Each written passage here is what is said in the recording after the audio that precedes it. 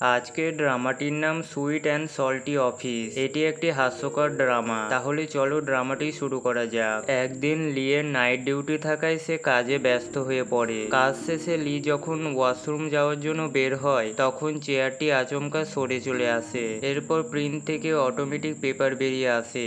লিয়ের মনে হয় কোনো অদ্ভুত আত্মা তাকে কিছু বলতে চাইছে। আর তখনই পাশের রুম থেকে কান্নার আওয়াজ শুনতে পেয়ে লি ভয়ে ভয়ে তার দিকে এগিয়ে যায়।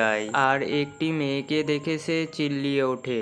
আসলে মেয়েটি আর কেউ নয় বরং লিয়ের বান্ধবী ছিল। মেয়েটিকে তার প্রেমিক ছেড়ে চলে যাওয়ায় সে মধ্যরাতে একটি রুমে ঢুকে কান্না করছিল। ঠিক তখনই তার আরেকটি বান্ধবী চলে আসে। সেই মেয়েটি ছিল খুব চঞ্চল, কিন্তু তার কোনো বয়ফ্রেন্ড ছিল না। তাই সে নিজের মন ভালো রাখতে বান্ধবীদের সাথে একটি জুয়া খেলে। শর্ত হলো যে জুয়াতে জিতবে তাকে ফ্রিতে কফি খাওয়ানো হবে, কিন্তু কাহানিটা ভয়ানক হতে হবে। তখন তারা সবাই রাজি হয়ে যায়। প্রথমে চীন তার কাহানি শুরু করে। একদিন চীন যখন কাজ করছিল ঠিক সেই সময় তার কাছে একটি সোশ্যাল মিডিয়া থেকে নোটিফিকেশন আসে। আর যখন সে নোটিফিকেশনটি সিন করে তখন জানা যায় একজন বয়স্ক গান্ডু তাকে রিকোয়েস্ট পাঠিয়েছে। সেটা শুনে বান্ধবীদের খুব খারাপ লাগে। এরপর মিন তার কাহানি শুরু করে। একদিন মিন কম্পিউটারে একটি রিপোর্ট তৈরি করছিল যেটা পরের দিন সাবমিট করতে হতো। ঠিক তখনই কম্পিউটার আচমকা বন্ধ হয়ে যায়। এরপর যখন কম্পিউটার রিস্টার্ট করে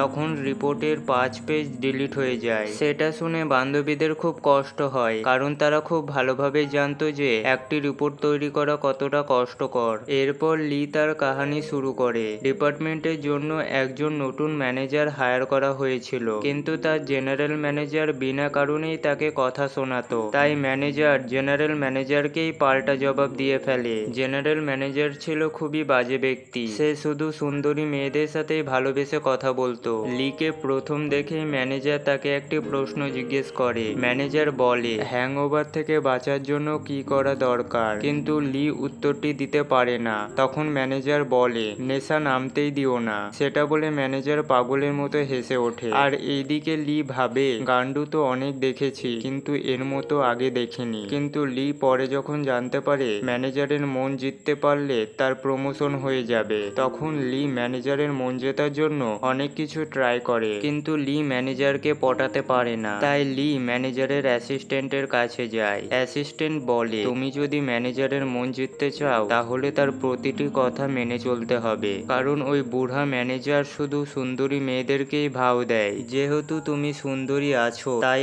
এটা তোমার পক্ষে খুবই সহজ কাজ।